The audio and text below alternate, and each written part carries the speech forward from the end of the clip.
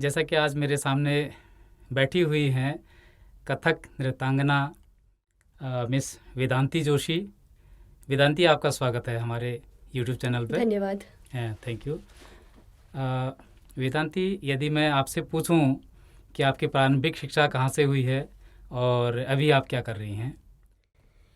मेरी प्रारंभिक शिक्षा सेंट मेरीज़ नैनीताल से हुई है। उसके बाद due to some reasons, medical reasons, मैंने हल्द्वानी में हम लोग शिफ्ट हुए और फिर मैंने सेंट थेरेसा और निर्मला से अपनी स्टडीज़ कंप्लीट करी एंड अभी मैं हिंदू कॉलेज दिल्ली यूनिवर्सिटी से BA ऑनर्स पॉल साइंस कर रही हूँ।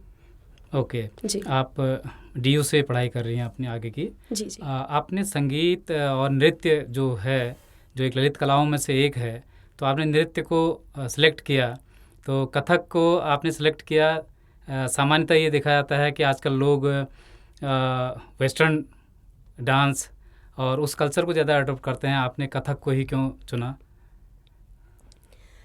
एक्चुअली मेरा जो घर का इन्वायरमेंट रहा है, it is like every one is connected to Indian classical in some और दी अदर वे। मेरे फादर जो हैं वो एक कल्चरल सोसाइटी रन करते हैं। मेरी मदर खुद एक कथक डांसर हैं और मेरे घर में लोग फोक आर्ट से रिलेटेड है, कोई कविता से रिलेटेड है। तो इस तरीके से इन्वायरमेंट ही वैसा मिला। और मेरी स्टार्टिंग में जब मैं 4 साल की थी उसी टाइम से ये देखा मम्मी क्लासेस लेती थी, तो इस वजह से एक रुझान हुआ, इंटरेस्ट डेवलप हुआ कथक की तरफ। हाउएवर जो मैच्योरिटी जब आ जाती है उसके बाद कह सकती हूँ कि लर्निंग की प्रोसेस शुरू हुई और वही है जो आज जिस भी जगह पे मैं हूँ। मैं ये नहीं कहूँगी I am in some very special place, but एक थोड़ा सा जो स्पेशल टच आ जाता है पर्सनालिटी में। It's just because I took that step to take Indian culture in my personality as a whole. बहुत अच्छा। आपका जो कहना है कि आपको एक हिसाब से अगर देखा जाए तो कल्चरल बैकग्राउंड आपको बहुत शुरू से ही मिला है, घर से मिला है। और अभी आप जो DU में पढ़ाई कर रही हैं, तो आपने जैसे बताया कि पॉल साइंस से कर रहे हैं जी। तो आप कथक को अभी भी जारी रखे हुए हैं, किसी गुरुजी से सीखते हैं या नहीं? कथक तो मतलब एक ऐसी चीज़ है जो मेरे साथ बचपन से ही किसी ना किसी तरीके से जुड़ी रही है और मैं सीखती अपनी मदर से ही हूँ। वही मेरी गुरु हैं डॉक्टर दीपा जोशी जी। और अभी मतलब बहुत ज़्यादा तो मैं नहीं दे पा रही हूँ टाइम, बट जितना भी दे पा रही हूँ it's because of my college also, क्योंकि कॉलेज भी अपने आप में बहुत सारी अपॉर्चुनिटीज़ मुझे प्रोवाइड कर रहा है। अभी मैं एक आई थिंक आप जानते होंगे नेशनल मूवमेंट है स्पिक मैं के नाम से, बाय पद्मश्री किरण सेठ जी, वो उसके फाउंडर हैं। तो इस वजह से मैं उस सोसाइटी से जुड़ी हुई हूँ। मैं उस सोसाइटी की कल्चरल सेक्रेटरी हूँ। तो इन सम और दी जी, तो इन सम और दी अदर वे वो कनेक्शन कथक से अगर कभी थोड़ा अपनी तरफ से प्रैक्टिस कम हो जाती है तो वो सोसाइटी उस मतलब और धक्का मुक्का कर करके वहाँ तक वापस उसी तरफ ले जाती है। बहुत अच्छी तो बात। इस तरीके से कनेक्शन बना रहता है। ठीक ठीक ठीक। मतलब कुछ प्रॉपर जो है अभी भी आप अपने माता जी के, अपने मम्मी के गाइडेंस में हैं और अभी उस नृत्य कला को आप अभी भी पूरे जोशो खरोश से आत्मसात कर रही हैं। बहुत अच्छी बात है। तो जहाँ तक हम ये कहते हैं कि कथक जो एक नृत्य कला है, एक आर्ट है, एक विधा है, तो आपने कहीं किसी प्रतियोगिता में प्रतिभाग किया है इस परफॉर्मेंस के लिए? स्टार्टिंग से मतलब बहुत सारे कॉम्पिटिशन्स में पार्ट लिया था, उसमें अच्छा पोजीशन भी आया। बट उसके बाद 2014 में मैंने CCRT का नेशनल स्कॉलरशिप के लिए अप्लाई किया था इन कथक एज अ फील्ड। वहाँ पे से मुझे अब नेशनल स्कॉलरशिप अवार्ड हुआ है और ये 20 इयर्स जब तक मेरे कंप्लीट नहीं हो जाते तब तक ये स्कॉलरशिप चलेगा। बहुत अच्छा। और 2016 में मुझे उत्तराखंड की बेटी सम्मान से भी सम्मानित किया गया था हरीश रावत जी द्वारा। अच्छा। वहीं 2020 में कोविड से थोड़ा पहले ही कुरुक्षेत्र यूनिवर्सिटी में और हरियाणा में 2 जगह पे कहीं मेरा परफॉर्मेंस हुए थे। वहीं पर मुझे एक तो किशोर संगीत कला शिरोमणि के टाइटल से अवार्ड किया गया और वहीं पद्म भूषण श्री विष्णु मोहन भट्ट जी, उनके द्वारा भी संतोष पुरुषोत्तम अवार्ड से सम्मानित किया गया था। और कुछ और परफॉर्मेंसेस भी मेरी रही हैं। वो CCRT उसके लिए बहुत ज़्यादा उसी ने मतलब सारी परफॉर्मेंसेस कराई हैं, मिनिस्ट्री ऑफ कल्चर द्वारा ही हुआ है। लाइक आंध्रा में हुआ है, तमिलनाडु में हुआ है, इलाहाबाद, लखनऊ, ऐसे ही परफॉर्मेंसेस चली हैं। लगभग काफ़ी स्टेट्स आपने जो है कवर करी हैं और प्रतियोगिताएं भी आपने प्रतिभाग की हैं और जीती भी हैं। विष्णु मोहन भट्ट जी का जिक्र किया आपने, वो इंस्ट्रूमेंट से जुड़े हुए हैं। He is a very renowned instrumentalist. और जी, उनका मतलब as a chief guest he was invited there, तो उनसे अवार्ड मिलना it was a very big deal for me. तो जी, इस तरीके से अभी तक कथक की जर्नी चली आई है। आप अपने कथक को या फिर दिल्ली यूनिवर्सिटी के जो माहौल है, इन्वायरमेंट है, आप सेंट मरीज से पढ़ी हैं, नैनीताल में एक बिल्कुल शांत वातावरण है और बहुत ठंडा है, दिल्ली में कोलाहल में कैसा महसूस करती हैं?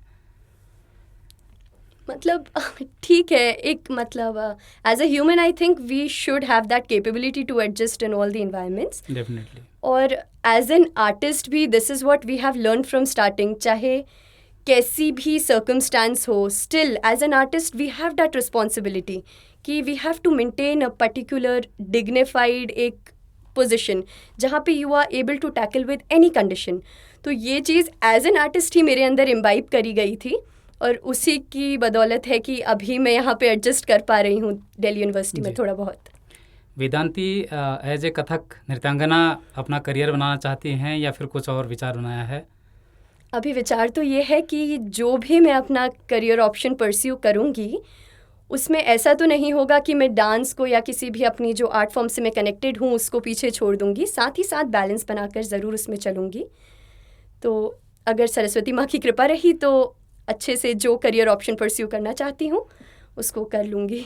बिल्कुल, निश्चित रूप से आपके घर में तो वैसे ही बिल्कुल एक बहुत अच्छा कल्चरल एनवायरनमेंट है, आप अपने माताजी से ही सीख रही हैं, आपके पिताजी भी इसी तरह की संस्था को रन करते हैं, तो एक हिसाब से अगर देखा जाए तो आपको विरासत में ये सब चीज़ें मिली हुई हैं, तो आपको निश्चित रूप से इसको कैरी ऑन करना चाहिए, आगे को रखना चाहिए, क्योंकि नृत्य और संगीत एक ऐसी विधा है जो इंसान को कभी बोर नहीं होने देती है और एकांतता का कहीं पे इसमें एहसास नहीं होता है।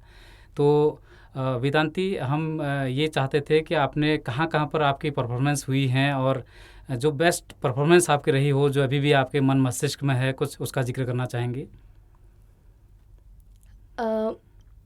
मेरी बेस्ट तो आज तक ऐसी कोई परफॉर्मेंस रही नहीं है। हर परफॉर्मेंस में कुछ ना कुछ मिस्टेक्स होती ही थी जिसको आगे आने वाली परफॉर्मेंसेस में मैंने इम्प्रूव किया है।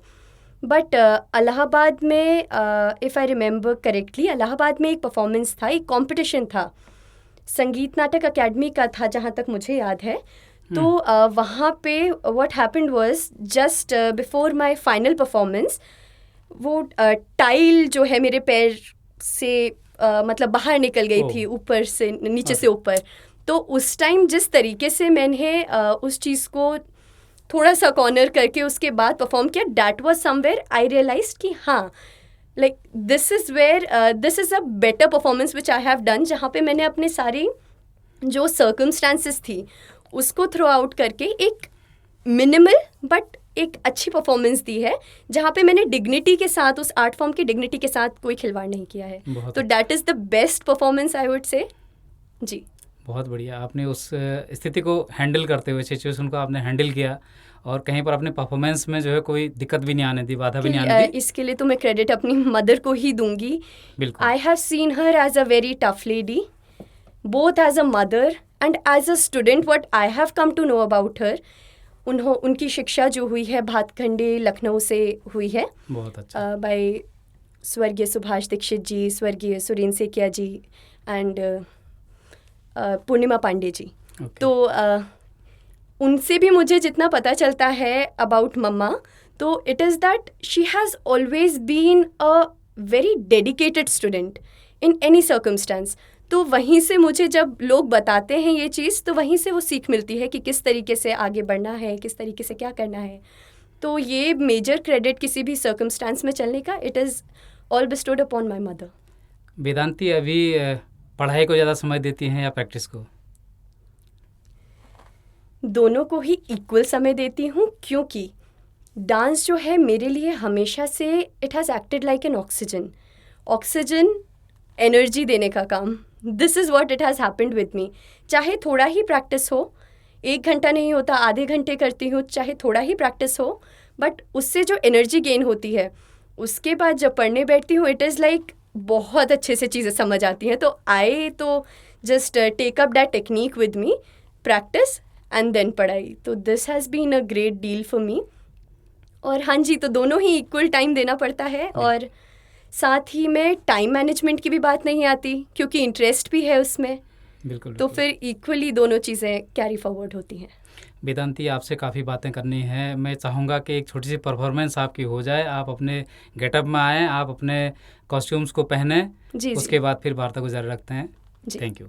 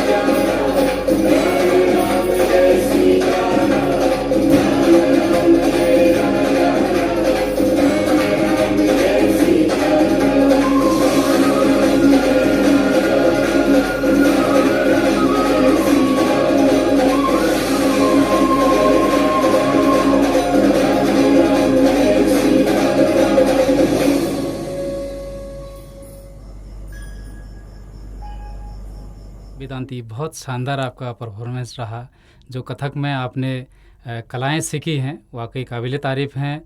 आपने हमको वाकई सराबोर कर दिया। बहुत सुंदर आपकी प्रस्तुति थी।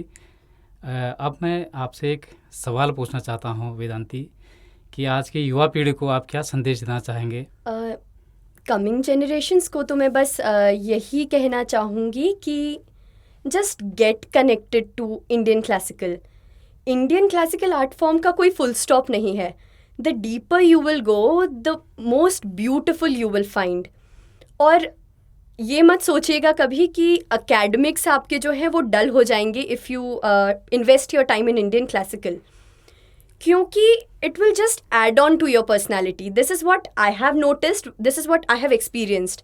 अगर मैं अभी भी बोलूँ, अपने फ्रेंड सर्कल में होती हूँ, there is a big difference कि लोग मुझे थोड़ा ज़्यादा नोटिस करेंगे। क्यों? Because there is a difference in personality जो मुझे केवल इंडियन डांस फॉर्म ने ही दिया है। It's not only about dance form, it's about any art form. Just get in to it, you will get a billions of stars in your personality. This is the message I would love to give. Vedanti, मैं बहुत बड़ा thanks आपको देना चाहूँगा। आप मेरे धात सुनो channel पर आए।